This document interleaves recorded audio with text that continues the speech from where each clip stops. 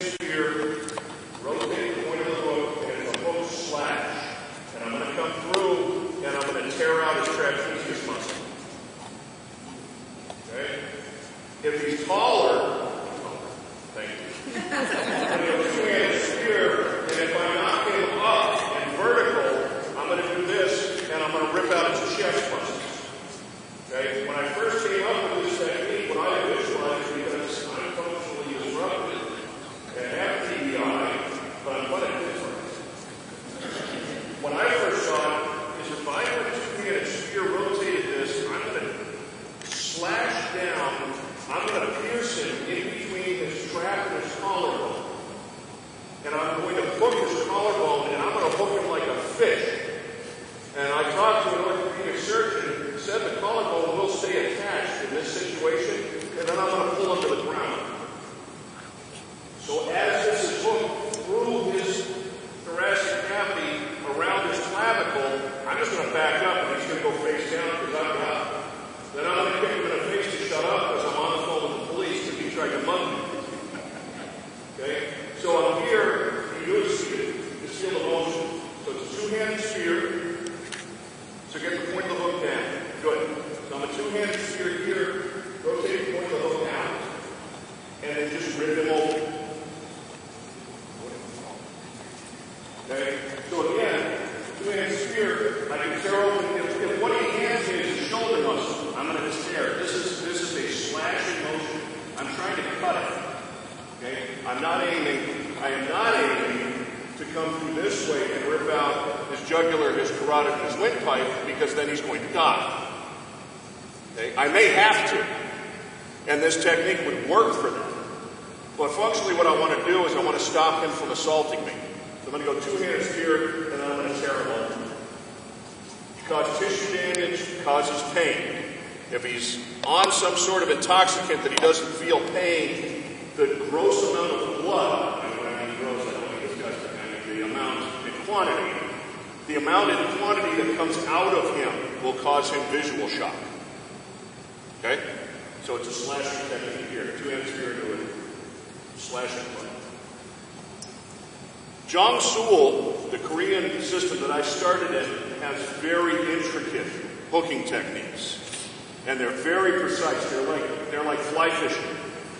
So if I wanted to hook high and hook his neck, I would come through. I would just get one that's not sharpened. How's that? Only because your daughter's here. Yeah. Only because your kid's here. You didn't bring your daughter, you're out of luck. All right? These are techniques in Jong Sool where I would come through here, just hook the neck, and then throw. Okay?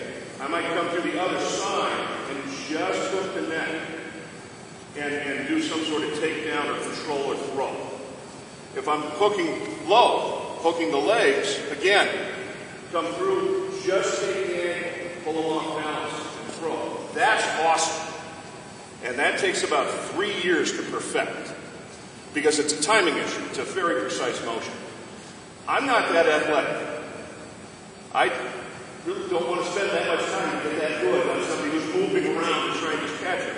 So instead, go back to this position. You can do it seated and feel the technique. So I'm back in that two-handed position. Now what I'm going to do is take the hook in hand. I'm going to keep my palm braced on the back of the shaft of the cane. So I keep my strength on the cane. This hand slides forward and down the shaft. And what I'm going to do is smash the shaft. Then I'm going to just yank it forward. Okay, so everybody take your cane and just do this on yourself. Just feel it like this on you. You feel that point of that hook? Does that get your attention? The other nice thing is it grabs.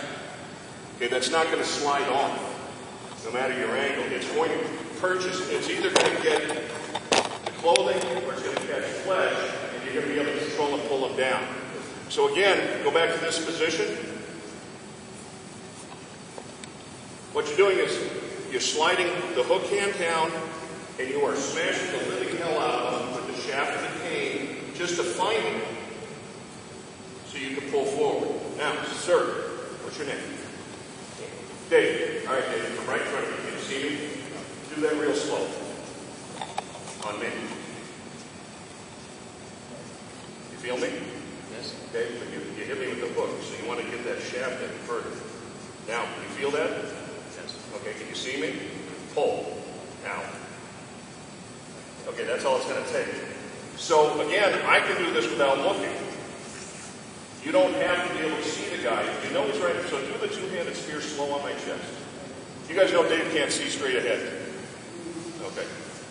So spear me straight in the chest. You know I'm right in front of you, so spear where you can't see. Okay, you made impact, so you know where I am, right? So do that, come on, and then hook me. Perfect. And that was with no vision at all. So you see how functional this is? So what you're doing is, again, just slide the hook hand down, slam the shaft into him, and pull. If I'm trying to take the legs out and take them off balance, you see, okay. Same motion. So I'm sliding the hook hand, I'm slamming the shaft into his leg, and I'm pulling up. Now, when I was studying John Sewell with one of the top grandmasters from Korea, after a month of John Sewell training, I said, okay, sir. I said, if I hook high, I pull down. And if I hook low, I pull up. And he said, we're not there yet, but yes. And I thought to myself, I was there like 3 weeks ago. Functionally speaking, you're taking them off balance. So if you hook high, pull down. You hook low, pull up. Other than that, there's really not that much complication to this whole entire strike process. Do you see where the hooking comes in handy?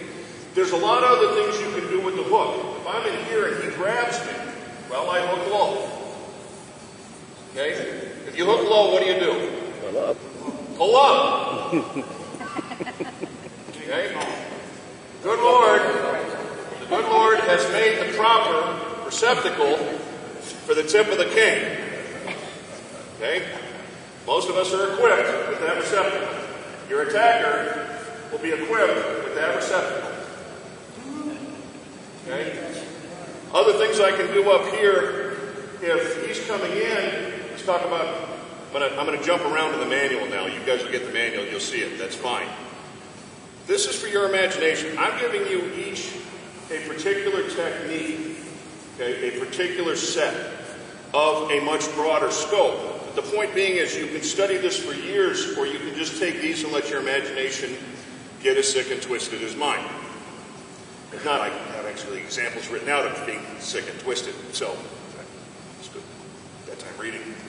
If I'm in here, he throws that straight right punch. I might end up here. The hook and the cane is already up here. And I'm going to smash the shaft into his neck. I hook high, what do? I pull down, right?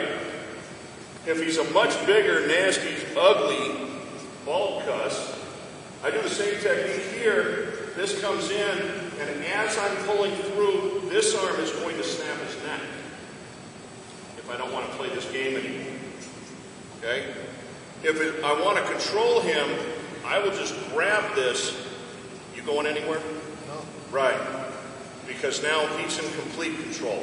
Because if he tries to leave or move, he's stuck in this position. So he moves any direction, he's putting pressure on his own neck. Okay?